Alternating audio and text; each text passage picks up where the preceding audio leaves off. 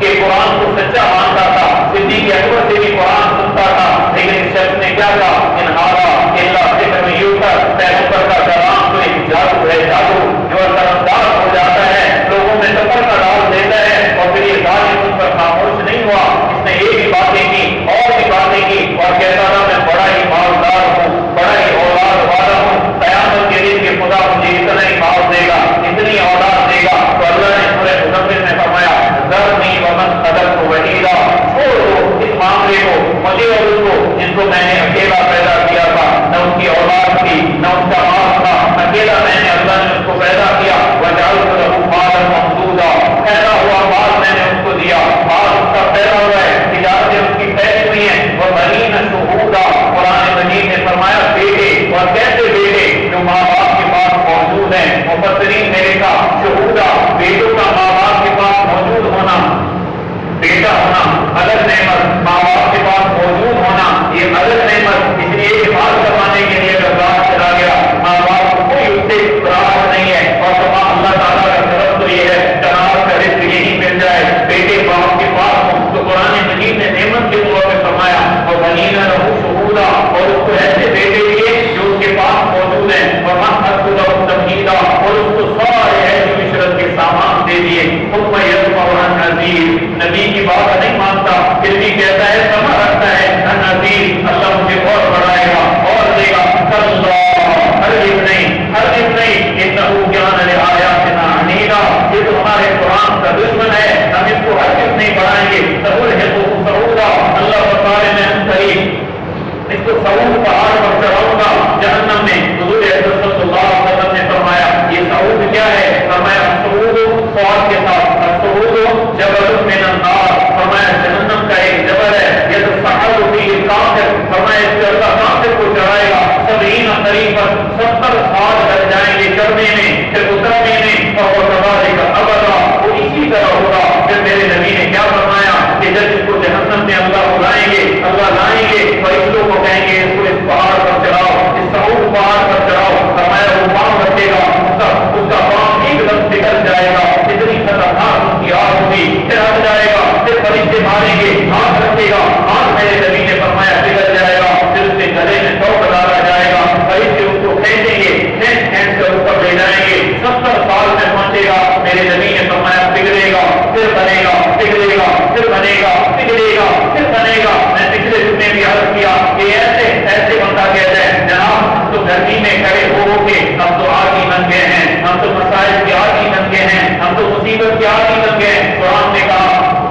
یہاں عادت نہیں بنے گی، وَمِن وَرَائِهِ عَذَابٌ غَلِيظٌ، ہر روز عذاب بڑھتا جائے گا، فَذُوقُوا چکھو فَلَن نَزِيدَكُمْ إِلَّا عَذَابًا، ہم زیادہ نہیں کریں گے مگر عذاب اور عذاب اور عذاب اور عذاب، جیسے جنت کی نعمتیں ایک جگہ نہیں رکنے والی، ایک جگہ نہیں رکیں گی۔ ہماری یہ مسجد ہے ایک حال میں ہے، ہم نے اس کو دیکھا ہے، جتنا بھی دیکھیں گے ایک ہی حالت میں رہتی ہے، میرے پیغمبر علیہ السلام نے فرمایا جنت کی نعمت ایک حال میں نہیں رکے گی، آپ اپنے گھر کو دیکھیں گے، فرمایا جب آپ اس کو تکیں گے اس کی خوبصورتی اور بڑھتی جائے گی اور بڑھتی جائے گی اور بڑھتی جائے گی، نمو ہوتا جائے گا، کہیں بھی قرار نہیں ہوگا، اسی طرح خدا کا جو قید خانہ ہے اس میں بھی نمو ہوتا جائے گا، بڑھوتری ہوتی جائے گی، کہیں بھی اس کو قرار نہیں ہوگا۔ تو قرآن مجید نے فرمایا سعودا، ہم اس کو سعود پہاڑ پر چڑھائیں گے، اور میرے نبی نے تصریح فرمائی سعود پہاڑ کیا ہے، اس لیے اس میں گھمنڈ نہ پڑو، اس گھمنڈ میں میں بھی نہ پڑوں، اس گھمنڈ میں آپ بھی نہ پڑیں کہ دنیا میں اس نے چھوڑا ہوا ہے آخرت میں بھی چھوڑ دے گا، ایسا معاملہ نہیں ہے، بلکہ وہاں جب معاملہ ہوگا وہ موازین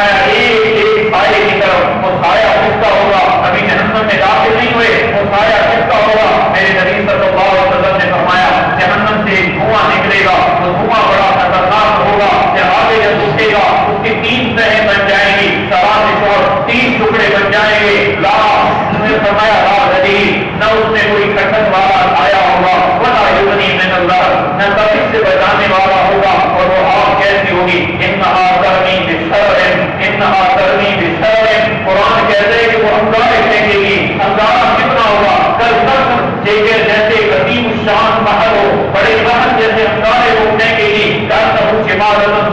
پہلے انگارہ نکلے گا محل جتنا، پھر اس سے معمولی چنگاریاں نکلیں گی. وہ چنگاریاں کتنی ہوں گی؟ گویا کہ وہ زرد اونٹ ہے، اونٹ جتنی ایک چنگاری ہے، اونٹ جتنی ایک چنگاری ہے. اس لیے امام ربیہ ہو رہے ہیں، وہ تک ہمارے میرے امتیوں اپنے آپ کو جہنم سے بچاؤ. کی جس نے مجھے نبی بنا کر بھیجا ہے. جہنم کا ایک مٹو جو ہے وہ گدے اور اونٹ جتنا ہے، گدے اور اونٹ جتنا ہے. اور فرمایا ایک مرتبہ جب وہ ڈٹے گا 40 سال تک انسان تکلیف میں ہوگا. 40 سال تک تکلیف میں. اس سے بچاؤ. اس لیے کیا فرمایا لوگوں کے